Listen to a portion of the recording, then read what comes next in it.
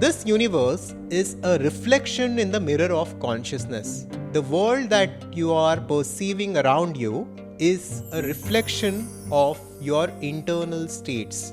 Today, we will go deep and we will understand the 5 hidden teachings of the ancient text Tripura Rahasya, which is the mystery beyond the Trinity. This text is said to be a dialogue on the nature of reality between Dattatreya and Sri Parashurama, and it is considered as one of the greatest texts on the nature of reality by many spiritual teachers, including Sri Ramana Maharshi. The Adhvaitha channel is about conscious living and conscious creation. Here we explore various ancient scriptures and spiritual teachings from India to understand the nature of reality and to consciously create our lives. Now let us start with the first mystery, which is the universe is a mirror. The text Tripura Rahasya basically tells us that this universe is not absolute. It is not real in the way we perceive it. It is simply a reflection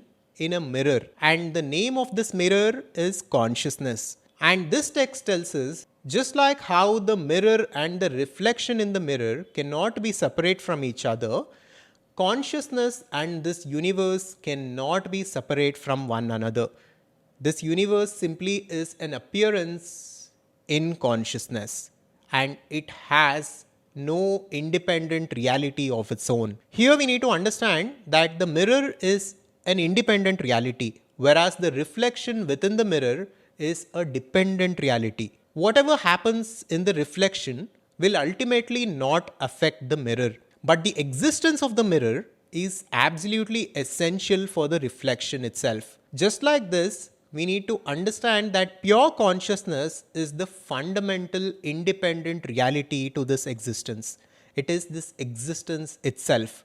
And the universe and the world that we can see all around us is simply a projection, it's a reflection within that mirror of consciousness. And hence, we can say that this pure consciousness is God.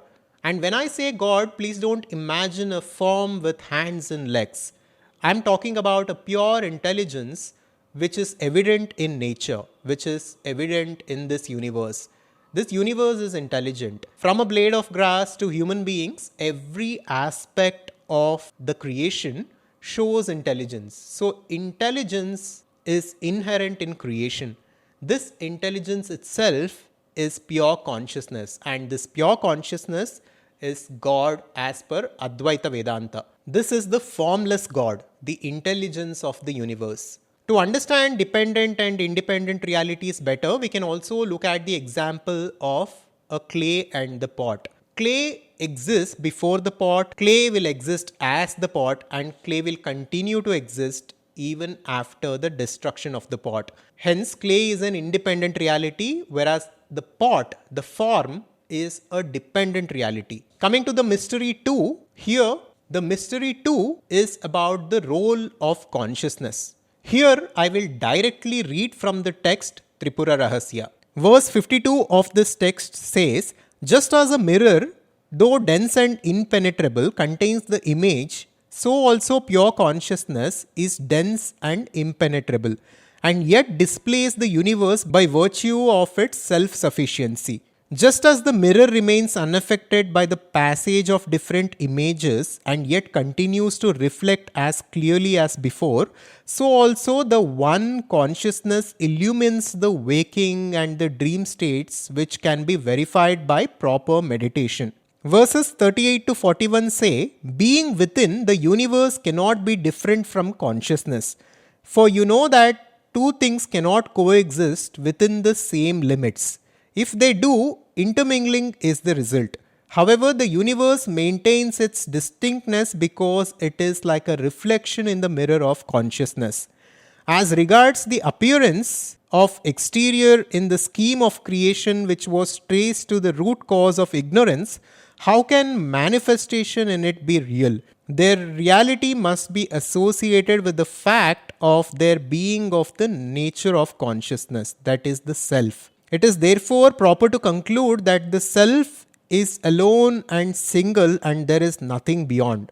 Here we need to understand that the consciousness is unaffected by the universe. It remains as it is, just like a mirror remains unaffected by the reflection in that mirror. And since this universe is simply a reflection in consciousness, this universe is nothing but consciousness itself. Hence, this consciousness can be called all-pervading, eternal, infinite, and limitless. Mystery 3 is about mind and creation. Here we will understand conscious creation and how the universe itself was created. The verse 65 says, O Parashurama, note how daydreams and hallucinations are clearly pictured in the mind even in the absence of any reality behind them. How does it happen? The place of objects is taken up by the peculiar imaginative quality of the mind. When such imagination is deep, it takes shape as creation. Consciousness is pure and unblemished in the absence of imagination. Here the verse is telling us that the consciousness is self-sufficient and it remains unaffected even without creation. The verse 68 then says, so the world is nothing but an image drawn on the screen of consciousness. It differs from a mental picture in its long duration. That is again due to the strength of the will producing the phenomenon. The universe appears practical, material and perfect because the will determining its creation is perfect and independent, whereas the human conceptions are more or less transitory according to the strength or the weakness of the will behind them. This is a profound statement. The verse here is telling us that the universe exists and it appears to be so permanent, so rigid and so real because of the will of the creator. So this universe is simply an imagination in the mind of God. It is a reflection in consciousness. But because of the strong will of the creator, this imagination appears to be real and independent. And similarly to this phenomenon, we create our worlds all around us through the power of our minds. So whatever we think, whatever we believe, such a kind of life we live. This is what the modern teachings call the law of attraction. So we are constantly creating our lives through our minds.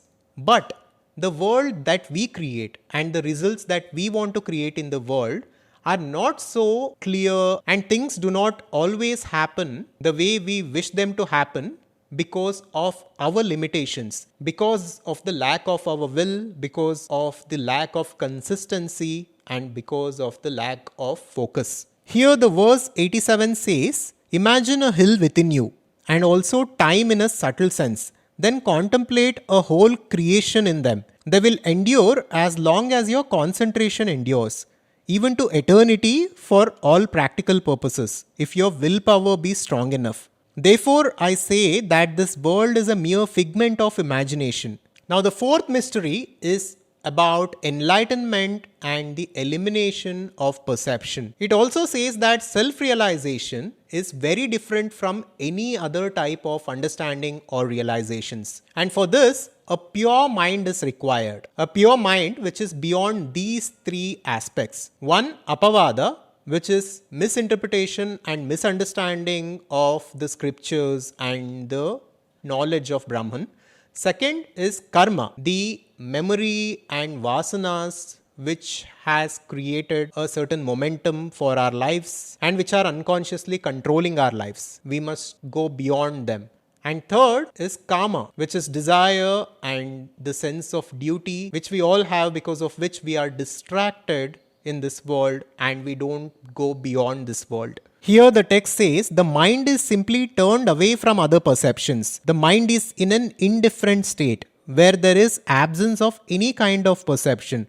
Therefore, concentration on a particular item is necessary for the perception of external things. But since consciousness is the self and not apart from the mind, concentration on it is not necessary for its realization. It is enough that all other perceptions, namely thoughts, should be eliminated from the mind and then the self will be realized. So the Yoga Sutras start with this. Yogas Chitta Vritti Nirodha. Through yoga, the modifications in the mind or the thoughts within the mind will stop. And because of this, all perceptions will stop. When all perceptions stop, this is the place for realization as per this text and as per many other teachings in India. Now coming to mystery 5, which is the nature of the self and the nature of reality. So to sum it all up, the self is even experienced right now. Even now, me and you are experiencing that infinite self within us.